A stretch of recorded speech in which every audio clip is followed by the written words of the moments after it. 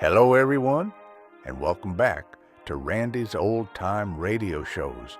Let's step into the intriguing world of Flamond, a criminal psychologist who solves crimes with intellect over fists. At his side, the ever-efficient Sandra Lake, always ready, with a critical clue pulled from her trusty card file. Let's listen as they unravel the everyday mysteries hiding in plain sight.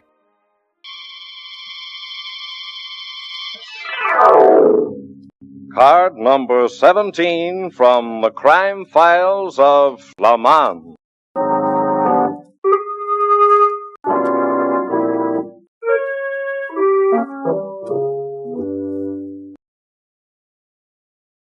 A new file card, Miss Lake. Prominent judge receives peculiar postcard from unknown source. Feels it may be part of a plot.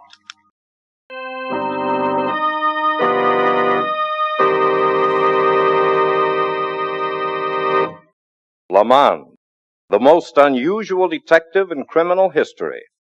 Flamond, famous psychologist and character analyst. Flamond, who looks beyond laughter and tears, jealousy and greed, to discover their basic origin. In just a moment, you will hear card number 17 from his amazing crime file.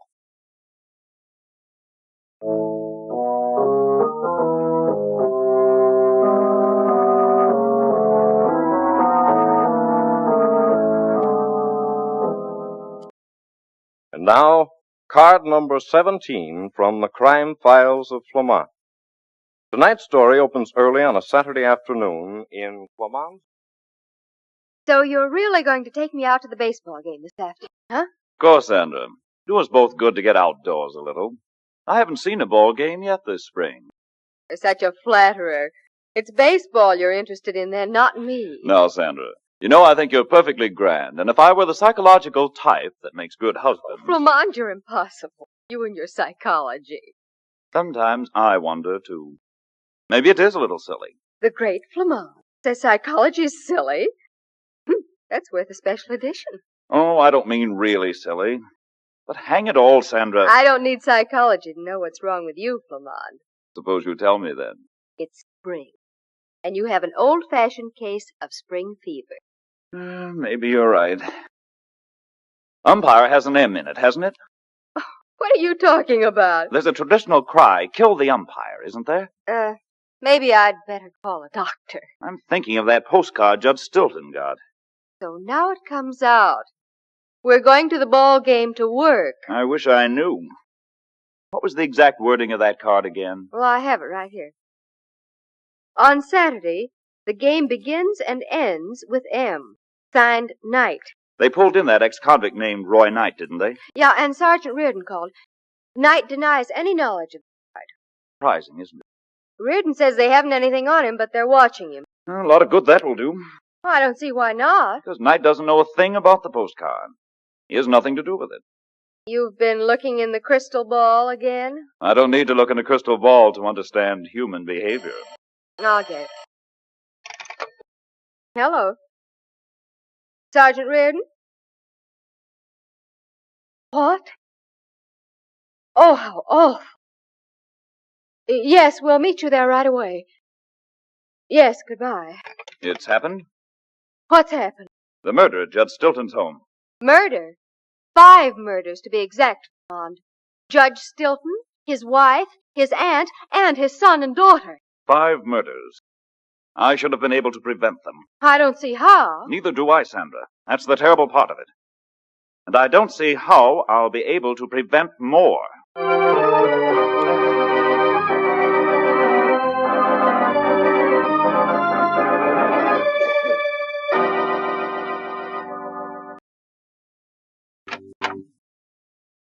Come right in, Flamond. Good afternoon, Miss Lake. Hello, Sergeant. You didn't give Sandra any of the details, Sergeant Reardon. Now, look here, Flamond. I called you out of courtesy because you tipped us off about that postcard. And I should be grateful for small favors, is that it? The police department will take care of this all right. Could I examine the bodies? We've already got down to the station. Be analyzed. Analyzed? Then you don't know what killed them? One thing we know was poison. How do you know that? Well, The Stiltons didn't have no butler. Oh, very middle class. So the cook served dessert and went back to the kitchen and waited. What the cross-eyed puppy said. Nobody left the table and she didn't hear no voices. Finally, she walked into the dining room to see what was wrong. And she found them dead. All sitting at the table. Each one as dead as a mackerel. The cook ate the same food they did. I wouldn't think so, Flamond, because she is still alive. And a battle axe she is. I'd like to talk to her. That's what you think. Okay. Miss Leverage. Hey there. That's the manners of the Irish. Hey there. I'm not used to being called that way. If I was to call you the way I wanted, you'd slap me. Who are these people? Reporters? Snooping around for some scandal? They're, detectives, I suppose you might say. Thanks. Miss Leverage, what did the Stiltons have for lunch? Marinated herring with lemon, first course. Then a meat pie. Leftovers from last night, fixed real tasty. A salad. What kind of salad? Head lettuce with mayonnaise. And for dessert? Lemon meringue pie. Why? I just wondered. Did they have anything to drink? Coffee? They wasn't much for drinking coffee. They had chocolate milk. Judge Stilton and his aunt was both on diets that called for lots of milk, and neither one of them liked the taste of it, so they drank lots of chocolate milk. Changed the flavor, they said. Let's take a look around the dining room. Right this way. You'll not find a thing, Flamond. I've been all over the room. I'm just curious, Reardon. Here you are. Everything left just the way it was. Yes. Doesn't look like a murder table, does it? Come on, please. I see they didn't leave much food. Anything left in the kitchen? There's one little piece of pie. I was saving it for later. There's some of the marinated herring left in the jar, part of a head of lettuce, and all of the mayonnaise that's left. How about the chocolate milk? Oh, there's plenty of that left, all right. They buy it by the case every other day. A case at a time? Little individual bottles. 24 of them. I'd like to see one of them, please. All right. Come on out the kitchen. This way. Nice home. Come on.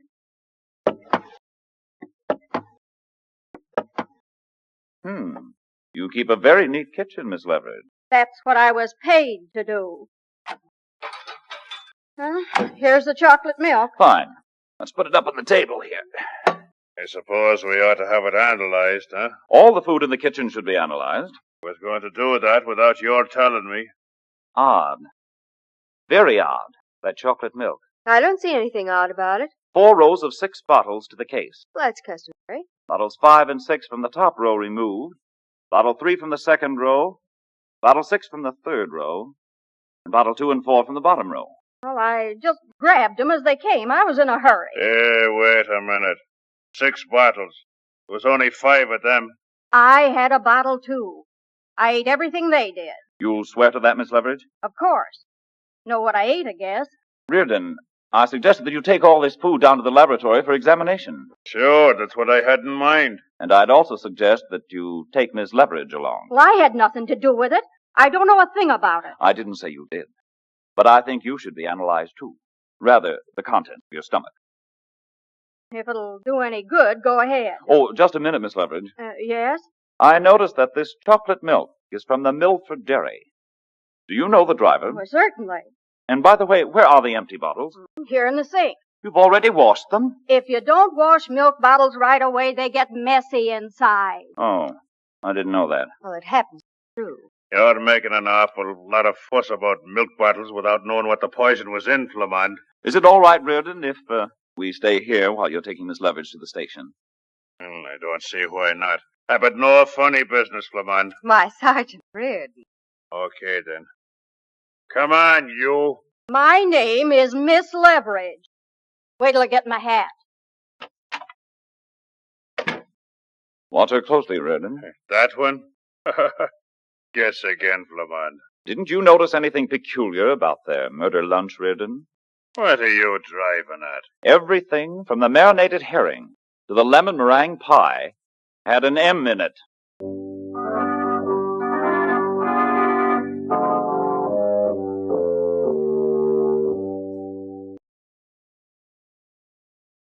I came as soon as I heard. Oh, it's terrible. Howard was more like a father to me than an uncle. You didn't ever live with Judge Stilton, did you? No, but I dropped in nearly every evening when I was in town. They're all so good to me. Who could have done such a thing? Mr. Stilton, your uncle was a judge, and when a man has to sentence criminals, he makes enemies. Yes, but those enemies could be narrowed down. That postcard. I agree that the postcard's the key to the whole puzzle. Puzzle? You speak of cold-blooded murder as a puzzle? Pardon me. I suppose I shouldn't have said that. But to me it is a puzzle. A psychological puzzle. To me, it's ruthless, wanton murder. If anyone can figure it out, Mr. Stilton, Flamond can. I hope you're right. Say, where's Queenie? Who? Oh, of course, you're not acquainted with the household. Miss Leverage. She's down at the police station. Queenie? But they can't suspect her. That's ridiculous. We have to suspect everyone. Oh, but not Queenie. She was so devoted. She's worked for the judge for years. Babied me something unbelievable.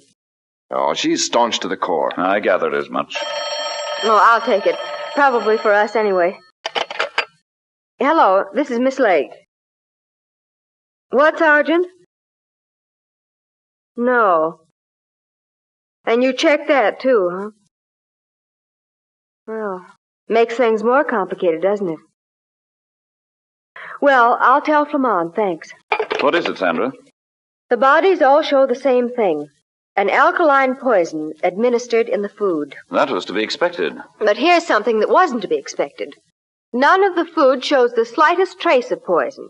And the examination of the contents of Miss Leverage's stomach shows that she ate exactly the same things the murdered people did. That was to be expected. Good afternoon, folks. What the devil? Flamond, he has a gun. Yeah, the name's Knight. Roy Knight. But I just hop in and get a few things straight. All right, I'm listening. So you're the one who... Shut up. I ain't the one who... I seen the papers. It's because I'm an ex-con and showed up my mouth about Stilton. There's no sign you can pin this thing on me. Nobody's trying to pin anything onto anybody. I read about it in the early editions of the afternoon papers. I'm not playing. Count me out. Nobody's trying to count you in. Don't kid me, mister. I just got a tip that they're out looking for me. They just found a milk wagon driver. Sergeant Reardon didn't say anything about that. No? They got him all right. And he's trying to implicate you? He ain't trying to pin nothing on nobody. He can't. Not with his skull cracked wide open with a bottle of milk.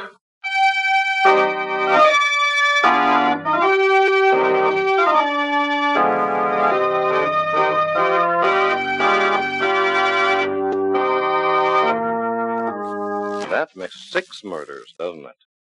And we're only halfway through tonight's story. But before we see if there are any more murders...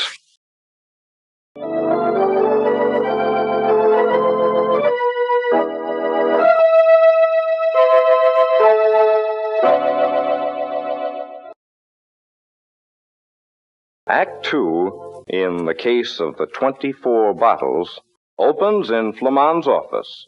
Flamond is talking to Sergeant Reardon. But I tell you, Reardon, my letting Knight get away has nothing to do with the case.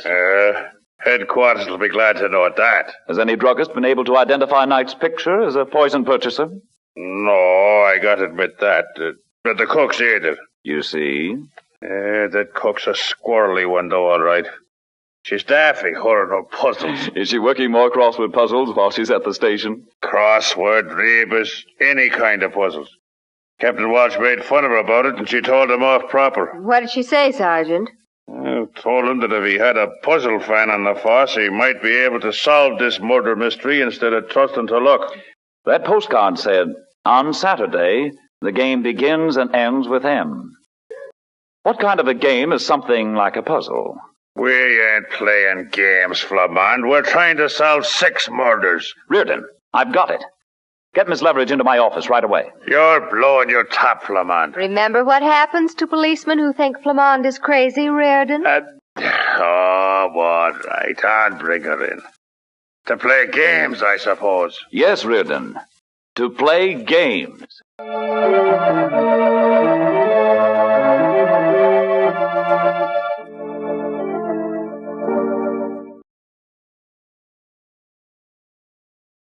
Here she is, Flamond. But this is none of my affair. I'm sure it isn't. Sit down, Miss Leverage. Thank you. Now, Miss Leverage, you said you knew the milk wagon driver on the Milford Dairy wagon. Yes, nice young man. We traded puzzles. He was a puzzle fan? An excellent one. When he delivered the chocolate milk on Thursday, did he have a puzzle for you to work? No, not on Thursday. But he said there'd be a real puzzle in the case of milk on Saturday. Oh, he did, huh? Why didn't you tell us that down at the station? You didn't ask me.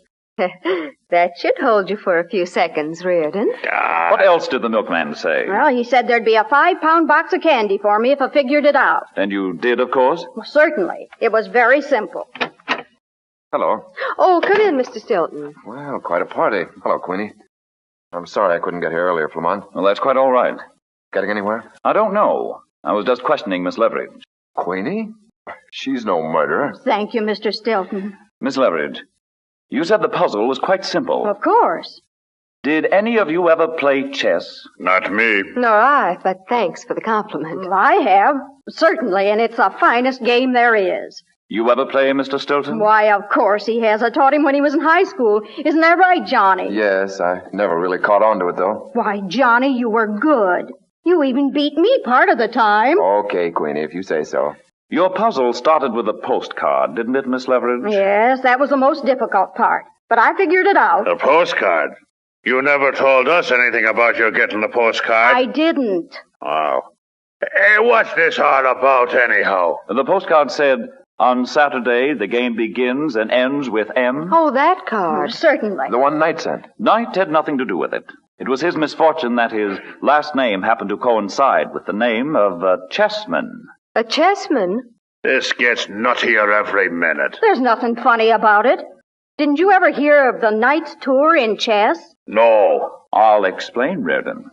The knight moves one square straight ahead in any direction, and one square at a 45-degree angle. All other chess pieces move in straight lines. I don't see what that has to do with murder. Many puzzles have been worked on the knight's move because it's the only chessman that moves erratically. No, I can understand that. So Miss Leveridge knew that her puzzle was to involve the knight's move. Then the Knight's signature on the card was simply a puzzle clue for her. Exactly. And I knew the puzzle was to start and end with M. Oh, that had me bothered until the chocolate milk was delivered. It still has me bothered, frankly. Oh, it was really simple when you caught on. A milk case is something like a checker or chessboard. It's laid out in little squares. Oh, that's right. And on each side of the box, it said Milford Dairy. I was to make the moves in the box, starting and ending on an M. And you did it. Oh, that part was simple. But you're forgetting another important clue. Huh? Well, I won't try to guess. He told me the prize would be a 5-pound box of candy.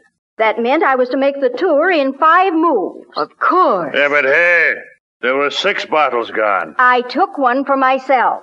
Of course, after I'd removed the 5 that solved the puzzle. And you see, Reardon, the 5 bottles of milk that solved the puzzle were the only ones that contained poison. Well, no, that couldn't be. Oh, it had to be, Miss Leveridge. The whole puzzle was planned as a murder weapon. But what if she'd worked the puzzle a different way? There was only one way she could work it. And that way involved removing 5 bottles with poison in them. Those 5 bottles were bottle 5 from the top row, bottle 3 from the second row, bottle 6 from the third row, and bottles 2 and 4 from the bottom row. Miss Leveridge then took one bottle 6 from the top row for herself. Why, I can't believe it. The murder was really taking no chance at all. The Stiltons were bound to get the right 5 bottles. You'd have a great time proving a thing like that. I agree. It would be absolutely impossible to prove those bottles contain poison, because they're empty now. And the rest check okay. Right. Then the milk wagon driver had to be the one who committed the murder, if you're right. Oh, no, Sandra. You're forgetting something. What? The milk wagon driver had his head cracked open with a milk bottle. Well, of course, he couldn't be the murderer. Then, Queenie. It had to be Queenie, didn't it? Oh, Mr. Stilton, you surely don't think that I... No. Wait a minute. Oh, no. Miss Leveridge, you know you'd make an excellent detective yourself. But it can't. But it can, Miss Leveridge. It has to be.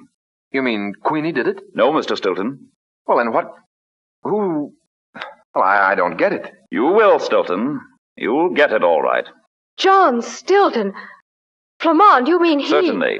It had to be him. Me? Oh, you're insane. No, Mr. Stilton. I think maybe you are. But I'm sure I'm quite rational. But this guy, he ain't even been under suspicion. That's right, Reardon. Because you couldn't be bothered playing games. Now listen now. We know that the milk wagon driver wasn't guilty. He was murdered because he knew who was. I suppose I murdered him, too. I'm sure you did. Why, you don't even know there was poison in the chocolate milk. Don't I? You mean I couldn't prove it?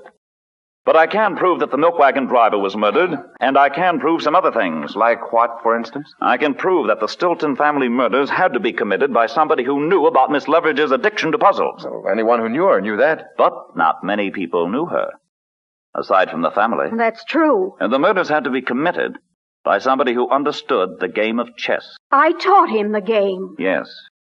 And we mustn't overlook one other thing. And what's that? Motive. Certainly Queenie had none. Nobody murders her way out of a good job. That makes sense, okay. And it's ridiculous to suspect that the milkman had any motive. He probably didn't even know the Stiltons. But you, Mr. Stilton, you had a motive. Motive that included all five. You're the only person who could possibly have had such a motive. Come again, Flamond. I don't get it. No disgruntled ex-convict sentenced by Judge Stilton would have any grievance against his wife or his aunt. The grievance would be against Judge Stilton himself. Nobody deny that. But your only motive had to include the whole family. Why? What motive could I possibly have? One that comes up quite often. Money. Oh, you're ridiculous. We've been overlooking the fact that you're Judge Stilton's only living heir. And all five of those murder victims had to die for that to be true. I couldn't possibly have done it. I wasn't even around. You didn't need to be. You worked out the puzzle with the driver. You sent the postcard. And you told the driver you were putting something into the 5 bottles involved in the puzzle. Something to distinguish them from the others. No, you can't believe that. You had to watch him after the case of chocolate milk was delivered. Wait your chance. Because you knew you had to kill him. That's not true. I wasn't near him. You slipped, Stilton. No, it's not true. Your fingerprints are on fragments of the bottle that killed the driver. They'll hang you. You lie, Flamond. There are no fingerprints. Sorry, Stilton. There are plenty of them. You'll die for that murder even if we can't convict you of the other 5. But it's not true. You have no fingerprints. You're just trying to scare me. Call the fingerprint bureau at the police station, please, Sandra. Right. You're just pulling a bluff, Flamond. There's no evidence against me. It's all your imagination. Hello? Captain Minton? Have you checked the fingerprints on those bottle fragments? Just a minute, please. Here, Mr. Stilton. You take the phone. Hello? You've checked? Whose fingerprints are they? John Stilton's. You're a liar. No, they can't be. It's a frame-up. I wore gloves. You wore gloves? You trapped me into that, Flamond. But it's still true. I did wear gloves. Makes no difference now whether I confess or not because you framed me anyway. But, Mr. Stilton, I didn't frame you. Not at all.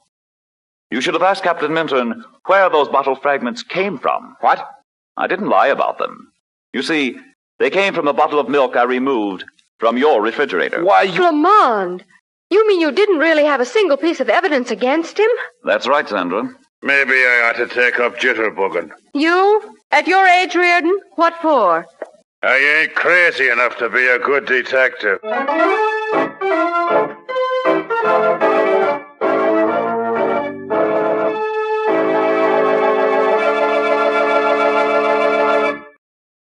Flamond and Sandra will be back in just a moment to give you the basic clue in tonight's story.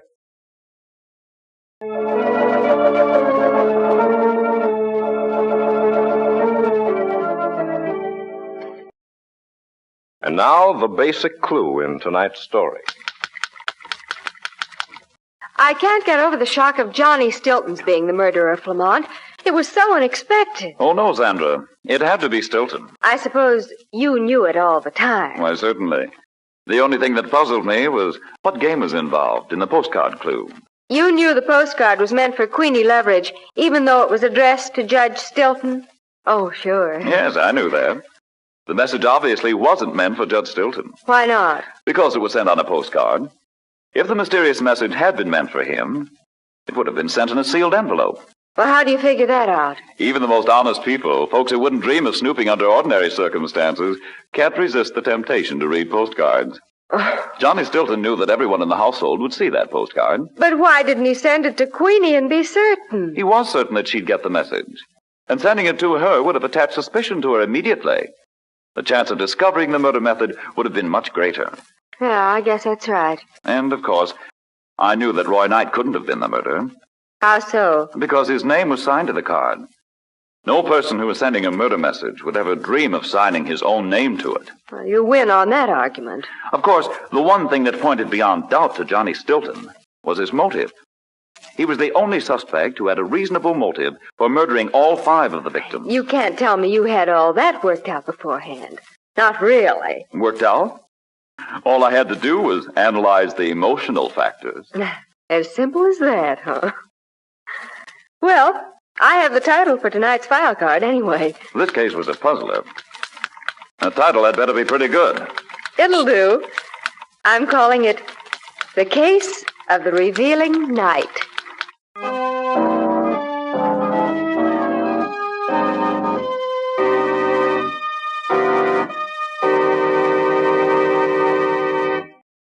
The Case of the Revealing Night.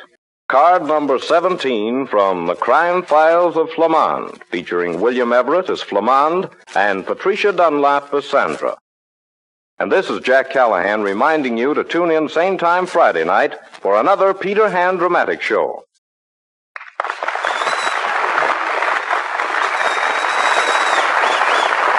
WGN Chicago 11.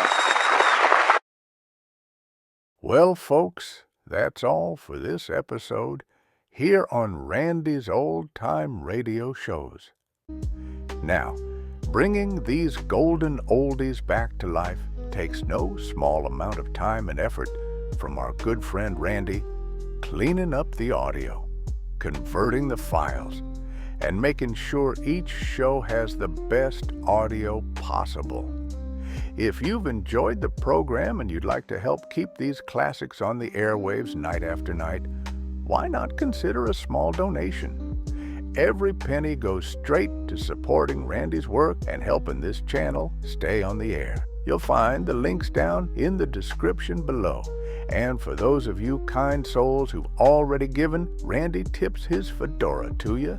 Your support truly keeps this old radio spirit alive. Thanks ever so much. And until next time, keep those dials tuned and keep the memories rolling.